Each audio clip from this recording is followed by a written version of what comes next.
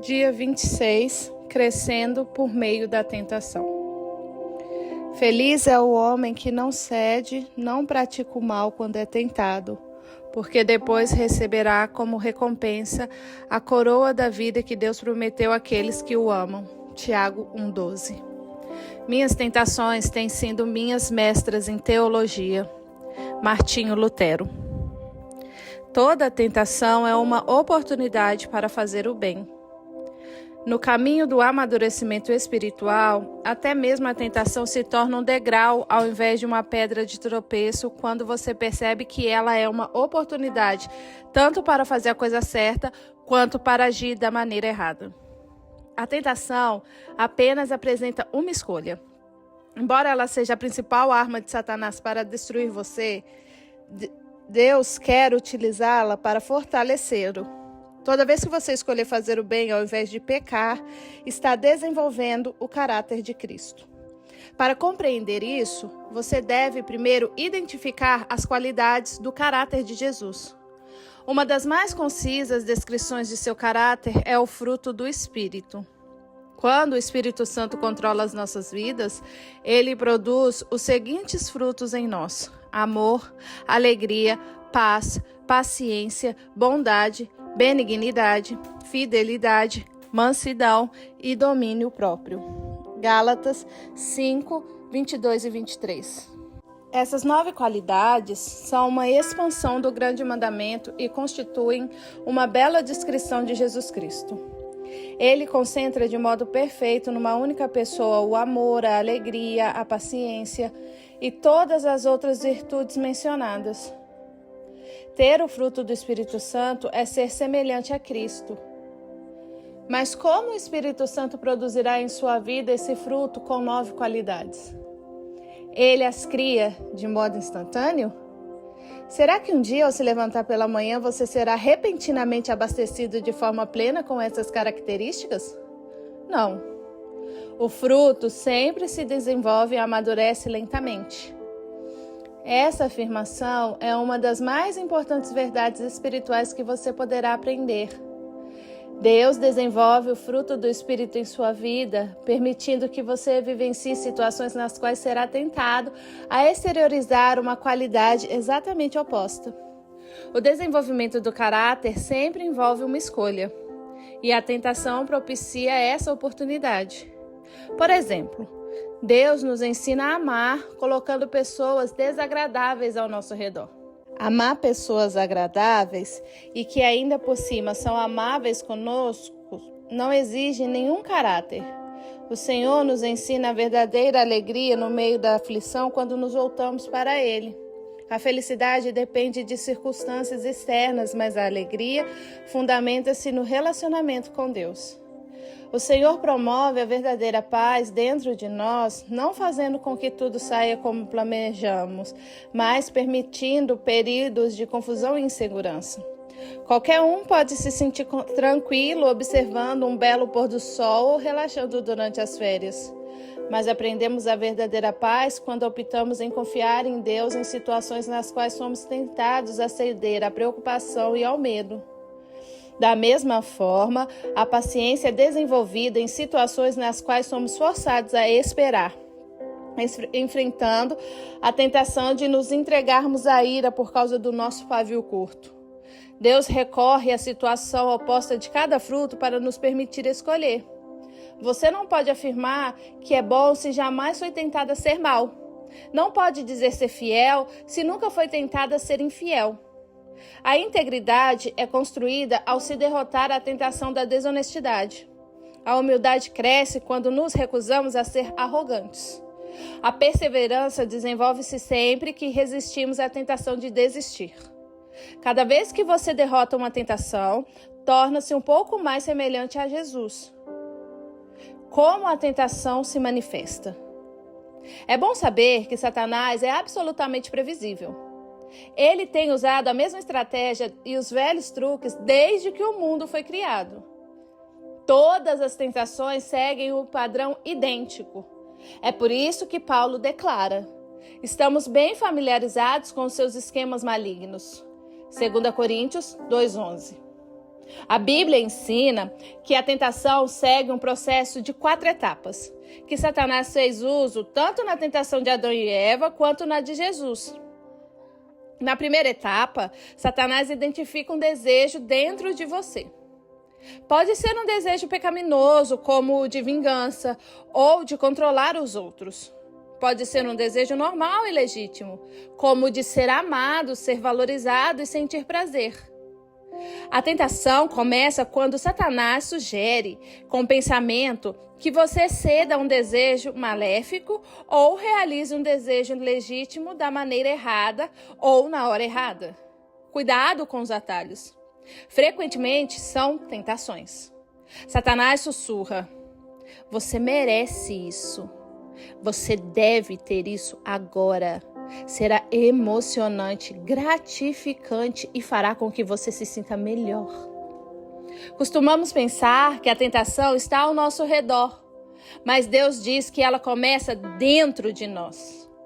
Se você não tiver o desejo interiorizado, a tentação não tem como atraí-lo. Ela sempre começa na mente, não por meio de circunstâncias. Jesus disse: pois do interior do coração dos homens vêm os maus pensamentos, as imoralidades sexuais, os roubos, os homicídios, os adultérios, as cobiças, as maldades, o engano, a devassidão, a inveja, a calúnia, a arrogância e a insensatez. Todos esses males vêm de dentro e tornam o homem impuro. Marcos 7, 21 a 23. Tiago afirma que existe um exército inteiro de maus desejos dentro de vocês. Tiago 4:1. A segunda etapa é a dúvida. Satanás tenta fazê-lo duvidar do que Deus disse sobre o pecado. Será que é mesmo errado? Será que Deus realmente proibiu fazer isso? Não é possível que Deus tenha proibido isso para outro povo em outra época? Deus não quer que eu seja feliz? A Bíblia adverte: cuidado, não deixe os maus pensamentos e as dúvidas levarem algum de vocês a se afastarem do Deus vivo. Hebreus 3:12. A terceira etapa é o engano. Satanás é incapaz de falar a verdade, por isso é chamado o pai da mentira. João 8:44. Tudo o que ele lhe disser será falso ou nada além de meias verdades. Ele oferece a mentira em substituição ao que Deus já disse em sua palavra. Satanás diz: você não vai morrer. Você será mais sábio do que Deus. Você pode não ser punido por isso. Ninguém vai saber.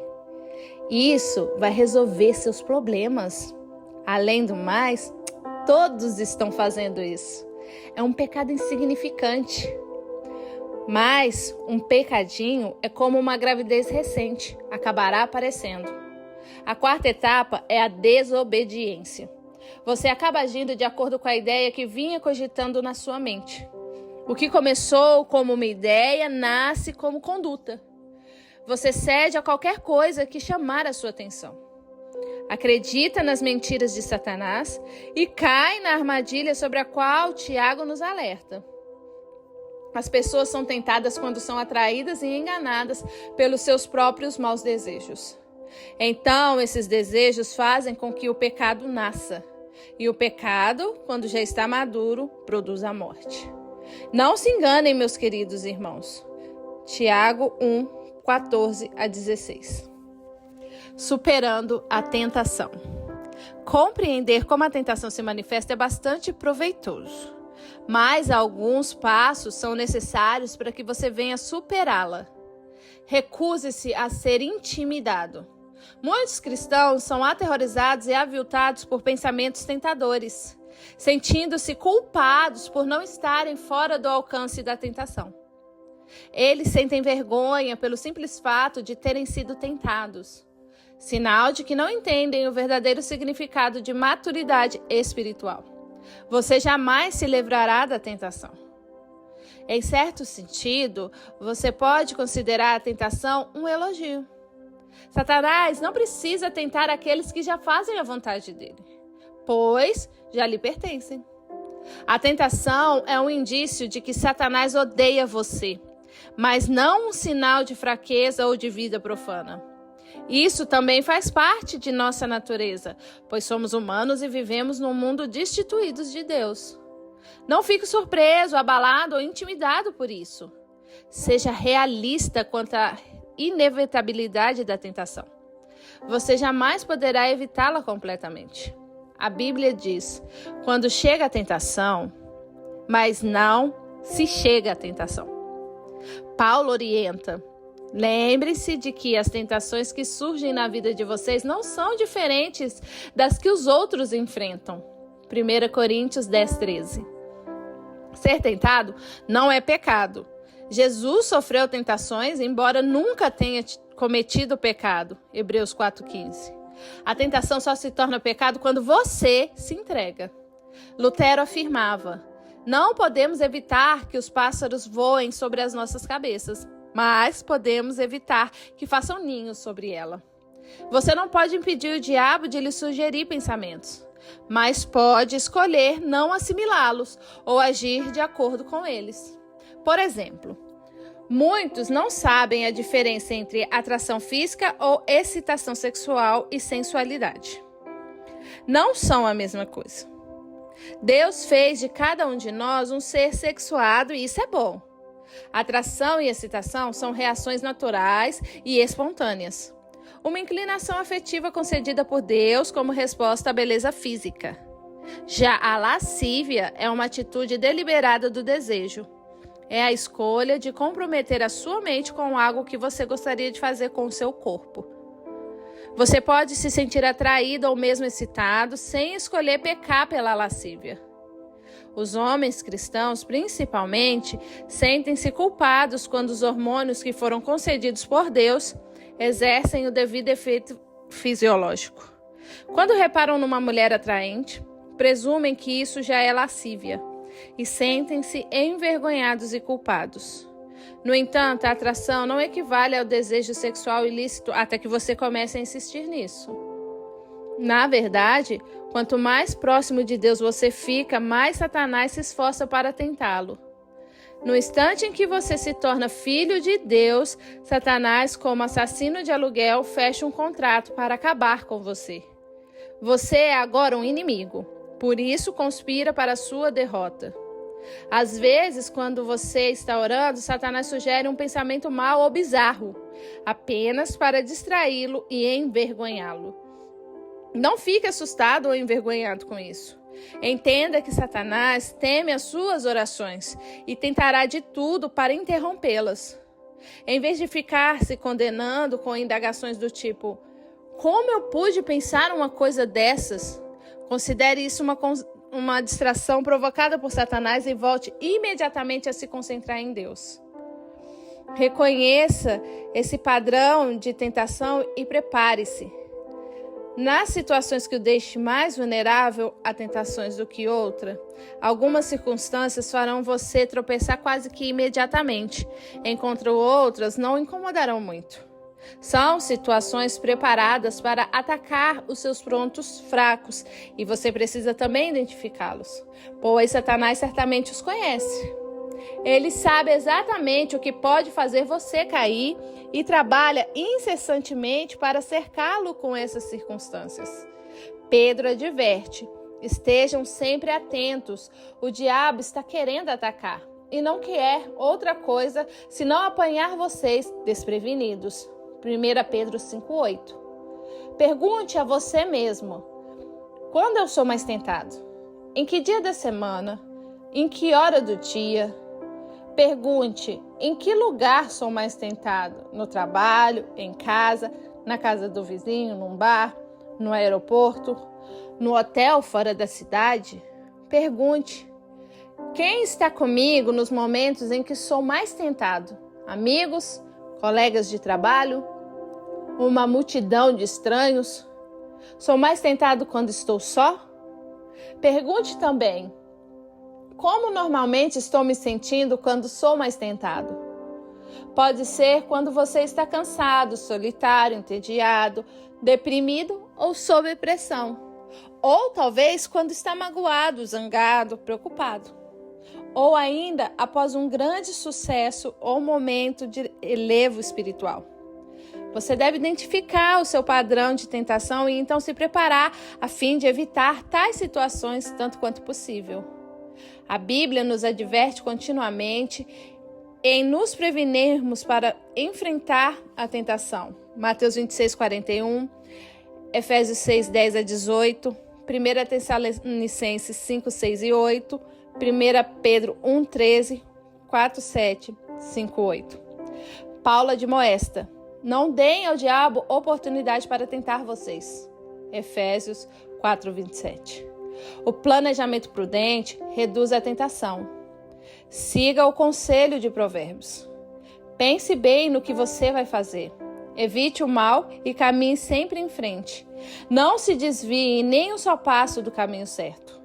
Provérbios 4:26-27. O povo de Deus evita os maus caminhos e se protege observando o lugar por onde vai. Provérbios 16:17.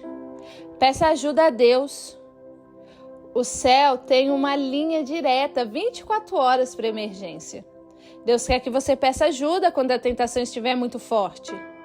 Ele diz: clame a mim no dia da angústia e eu o livrarei. E você me honrará. Salmo 50:15. Chamo isso oração micro-ondas, porque é rápida e objetiva. Socorro! Quando bate a tentação, você não tem tempo para uma conversa longa com Deus. Simplesmente clama por socorro. Davi, Daniel, Pedro, Paulo e milhões de outros fizeram esse tipo de oração instantânea pedindo ajuda na hora da aflição. A Bíblia garante que nosso pedido de socorro será ouvido, porque Jesus se compadece da nossa luta. Ele enfrentou as mesmas tentações que nos afligem. Cristo compreende as nossas fraquezas, pois ele enfrentou as mesmas tentações que enfrentamos, ainda que não tenha cometido o pecado. Hebreus 4:15. Se Deus está aguardando para nos ajudar a derrotar as tentações, por que nós não pedimos a sua ajuda com mais frequência? Falando com franqueza, às vezes não queremos ser ajudados. Queremos ceder à tentação, embora saibamos que é errado. Nesses momentos, achamos que sabemos mais do que Deus, o que é melhor para nós. Em outras ocasiões, ficamos envergonhados de pedir o auxílio divino porque continuamos a ceder à mesma tentação repetidas vezes. Deus, porém, jamais se irrita, se aborrece ou perde a paciência se continuamos recorrendo a Ele. A Bíblia diz: tenhamos confiança e cheguemos perto do trono divino, onde está a graça de Deus. Ali receberemos misericórdia e encontraremos graça sempre que precisarmos de ajuda. Hebreus 4:16. O amor de Deus não se esgota, a sua paciência permanece para sempre. Se você tiver que clamar pela ajuda de Deus 1000 vezes por dia a fim de derrotar uma tentação em particular, Ele ainda estará ansioso por lhe demonstrar misericórdia e graça. Então, apresente-se corajosamente diante de Deus. Peça-lhe forças para fazer a coisa certa e depois espere que Ele proverá. As tentações mantêm-nos dependentes de Deus, assim como as raízes crescem mais forte quando o vento sopra contra a árvore. Você se torna mais semelhante a Jesus toda vez que enfrenta uma tentação. Quando você tropeça, o que certamente ocorrerá, isso não representa o fim. Em vez de ceder ou desistir, busque a Deus, confie que Ele o ajudará e lembre-se da recompensa que espera por você. Quando as pessoas são tentadas e ainda continuam fortes, devem ficar felizes. Depois de provada a sua fé, Deus as recompensará com vida para sempre. Tiago 1:12. Dia 26. Pensando sobre o meu propósito de vida. Tema para reflexão. Toda tentação é uma oportunidade para fazer o bem. Versículo para memorizar. Tiago 1:12. Deus abençoa as pessoas que pacientemente suportam a provação. No final, receberão a coroa da vida que Deus prometeu a todos os que o amam. Pergunta para meditar.